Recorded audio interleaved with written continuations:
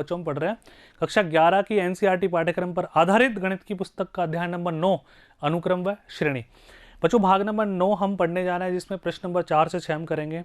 बच्चों पिछले 1-2 वीडियो से हमने तुम्हारी प्रश्नमाला 9.2 के प्रश्न करने चालू कर दिए। आशा करता हूँ आप सभी उनको ट्राई कर रहे हैं। रफ कॉपी में पहले न्यूमेरिकल स्टेप्स के माध्यम से आप हल कर रहे हैं, फिर गृह कार्य कॉपी में जैसा कि मैंने तुम्हें बनाने के लिए बोला है ताकि वो तुम्हारे रिवीजन के लिए काम आएगी, आप उसी प्रकार से लैंग्वेज सहित लिख रहे हैं जैसे तुम्हें एग्जाम में उसको रिप्रेजेंट करना है बालकों। ठीक है, तो इसी मुहिम को आगे बढ़ाते हैं। आपने ट्राई तो कर ही लिया होगा, तो अपने संतुष्टिकरण के लिए सॉल्यूशन मैच करना। समांतर श्रेणी -6 -11/2 -5 के कितने पदों का योगफल -25 होगा। इसने तो पहले बोल दिया कि समांतर श्रेणी है, हमें चेक करने की आवश्यकता नहीं है ना। अच्छा, क्या क्या गिवन है उसको न्यूमेरिकली अपन लिखें एक बार गणितीय भाषा में कि सर ए का मान दिया हुआ है -6, ठीक है। अच्छा, डी का मान तो निकालना पड़ेगा, निकालना तो पड़ेगा। कैसे निकालते हो सर, द्वितीय पद माइनस प्रथम पद तो +6 हो जाएगा ये। अरे होगा नहीं होगा, इसको तुम सॉल्व करोगे बच्चों तो ध्यान से देखो। 6 दूनी 12, 12 में से 11 गया तो 1/2, यानी कि डी का मान 1/2 प्राप्त हो गया। ए का -6, डी का 1/2। बच्चों एन का मान पता नहीं, पूछा प्रश्न ने कितने पदों का योगफल होगा, ठीक है। और एस एन दिया हुआ है -25, यानी कि -25। तो जो सुख दुख पाना है, एन का मान निकालना है, कोई बहुत बड़ी बात यहाँ पे दी हुई नहीं है, बहुत आसान बातें हैं। तो लेट स्टार्ट करें। अब ध्यान से देखो, तो जो एस एन का फॉर्मूला क्या होता है, ध्यान है ना तुम्हारे को, बताओ बच्चों क्या होता है। n/2 2a प्लस n-1 गुणा डी। एग्री उस बात से। चलो एस एन का मान दिया हुआ है बच्चों -25। अच्छा, n का मान सर दिया हुआ ही नहीं है, निकालना है। तो n/2 ऐसे कैसे रहने दो, 2 को a से गुणा करो, यानी कि -6 से गुणा कर दो। n का मान पता नहीं है और d का मान सर हमने निकाल लिया 1/2। बस कैलकुलेशन तुम्हें करनी है बच्चों, बहुत आसान बातें होती है ना। तो स्टार्ट करेगा, आओ इस 2 को इधर ले जाओ, 25 को 2 से गुणा करोगे -50, ठीक है। इधर आ जाओ, n को ऐसे कैसे रहने दो बच्चों, यहाँ पे आ गया -12, -12 आ गया। अच्छा, यहाँ पर आ गया बच्चों +n-1/2। इसको हम और आगे हल कर सकते हैं, देखो कैसे है ना। एक काम करेगा, पहले अपन इसका एलसीएम ले ले, पूरे का एक साथ है ना बच्चों, पूरे का एक साथ में एलसीएम लेता हूँ तो नीचे 2 आ जाएगा, 2 उधर ले चलो, -100 है ना।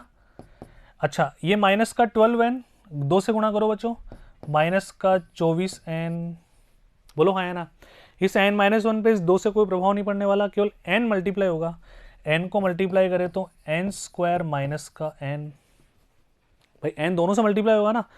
ये 2 नीचे जो हमने एलसीएम में लिया था वो हम उधर ले गए। अब नॉर्मल एक द्विघात समीकरण हमारे पास बना, इसको हमें हल करना है बच्चों।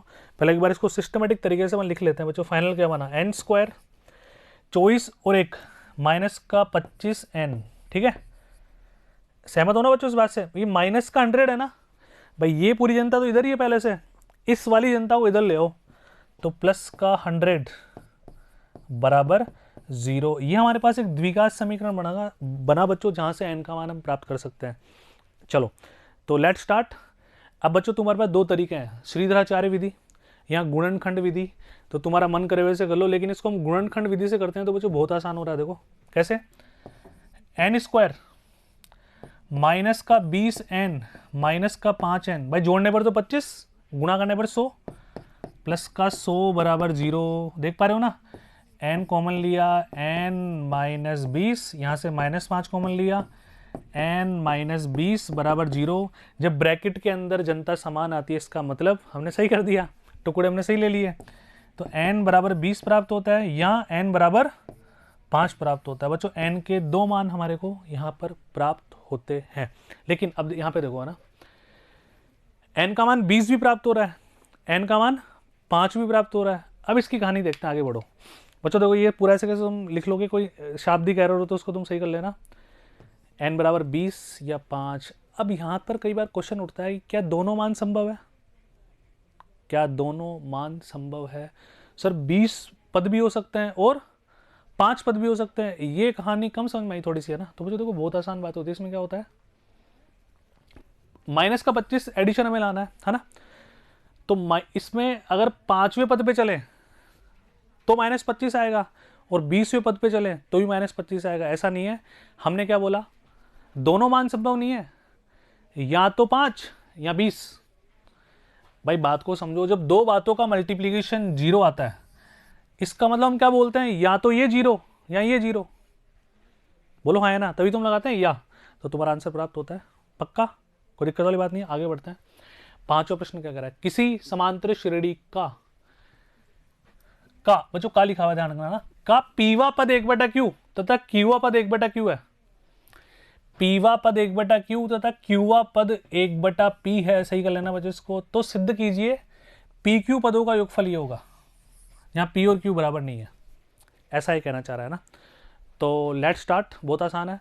एक हमने एम और एन वाला क्वेश्चन भी ऐसा किया था उदाहरणों में ना, ध्यान है ना। चलो बच्चों देखो, जैसे जैसे प्रश्न बोलता जा रहा है ना, वैसे वैसे हम स्टेप्स को फॉलो करेंगे ना, कोई अलग बात नहीं करूंगा। शुरू से प्रश्न दोबारा पढ़ते हैं। किसी समांतर श्रेणी का पीवा पद सर टीपी 1/q है ना, कोई अलग कुछ नहीं कर रहा मैं। क्यूवा पद 1/p है। तो हमें निकालना है प्रथम p पदों का योगफल एस पी क्यू। ये हमारे पास आएगा पी क्यू प्लस 1/2। एक m और n वाला प्रश्न याद आ रहा है, m वा पद n था, n वा पद m था, फिर p वा पद पूछ रहा था शायद, है ना। ठीक है, वैसे प्रश्न है। तो टीपी यानी कि a प्लस p माइनस 1 गुणा d बराबर 1/q। देखते चलना बहुत आराम से, इधर आओ।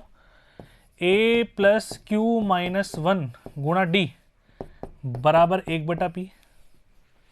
एस पी क्यू है ना, एस पी क्यू बच्चों क्या हो जाएगा, n/2 ये होता है ना, 2a, ठीक है, प्लस n-1 गुणा d। कहने का मतलब तीसरे में हमें a और q का मान रखना है, a और d का मान रखना है और सोल्व करके यहां तक पहुंचना है।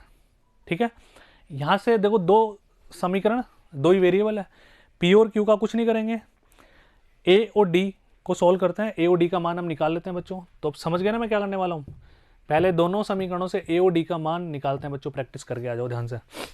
तो क्या करें, डायरेक्ट माइनस कर दूँ क्या, है ना। अगर मैं डायरेक्ट माइनस करता हूँ, आ जाओ, ये 1 और ये 2। तो बच्चों तुम आराम से लिख लेना 2 - 1 सेकंड माइनस फर्स्ट अपन करने जा रहे हैं। तो सेकंड माइनस फर्स्ट यदि अपन करें तो 1/p माइनस 1/q। ये आ गया राइट हैंडेड साइड, जिसको मैंने LHS में लिख लिया बाएं पक्ष की तरफ। इधर आओ, a से कैंसिल, इधर क्या आ गया बच्चों, QD माइनस d, ये माइनस करो, माइनस PD प्लस का d, क्योंकि माइनस का d है तो जब माइनस करेंगे तो प्लस हो जाएगा, साइन चेंज हो जाएगा, बस इतनी सी बात है। इधर एलसीएम लो बच्चों, p से p गया बच्चों, q माइनस p, है ना। इधर आ जाओ, इधर d से d कैंसिल, यहाँ पे बच्चों कुछ कॉमन आ रहा है सर, d कॉमन आ रहा है, इधर आ गया q माइनस p, यस कोई दिक्कत नहीं है। अब यहाँ पे बच्चों एक बात देखो तुम, ये q माइनस p और ये भी q माइनस p, दोनों कैंसिल, यानी कि d का मान हमें प्राप्त हुआ 1/pq। ये लीजिए, d का मान इन दोनों में से किसी भी समीकरण में तुम रख दो, कोई फर्क नहीं पड़ने वाला ना, ध्यान से देखना। आ जाओ रखते हैं, पहले में रख देते हैं बच्चों d का मान, है ना। यहाँ पे बच्चों d का मान हमने रखा कितना, 1/pq। सॉल्व करते हैं, a ठीक है प्लस p माइनस 1/pq बराबर 1/q। a का मान क्या आ जाएगा बच्चों, 1/q माइनस इस पूरे को उस साइड ले जाओ, p माइनस 1/pq। इधर इनका एलसीएम ले लो बच्चों, pq, q से q कैंसिल, p बचा माइनस p प्लस 1, p से p कैंसिल। बच्चों a का मान भी प्राप्त होता है 1/pq, सेम प्राप्त हो गया।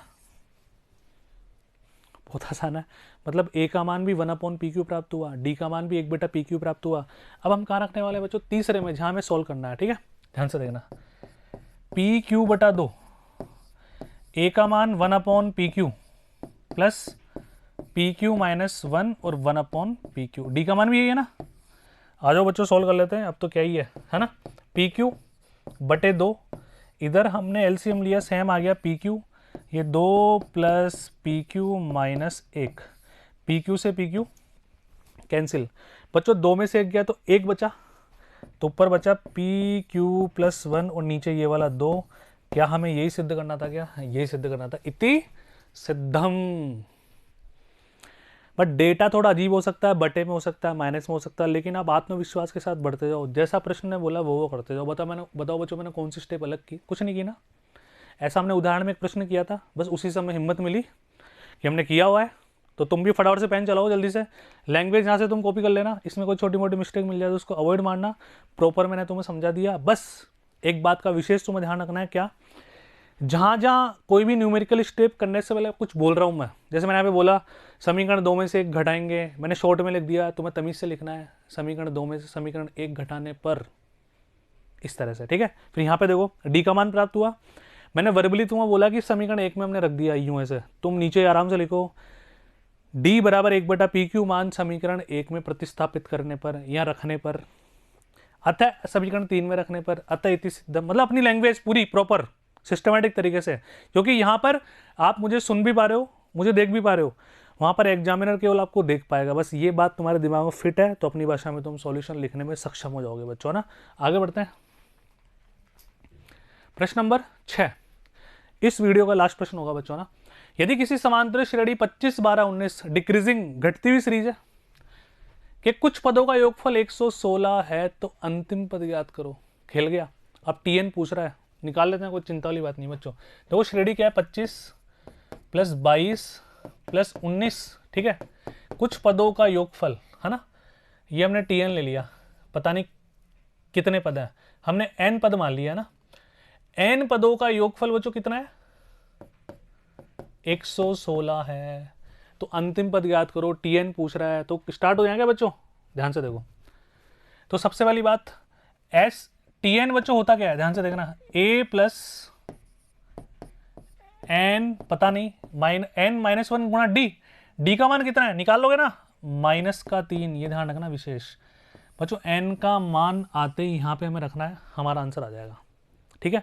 अब जो इन्फॉर्मेशन क्वेश्चन में गिवन है उसकी सहायता से अपन करते हैं बच्चों। एस एन बराबर क्या होता है, n/2, ये होता है ना, n/2 फर्स्ट प्लस लास्ट, इसकी सहायता से कर लेते हैं, थोड़ा छोटा हो जाएगा क्योंकि एक ही तो वेरिएबल अननोन है n।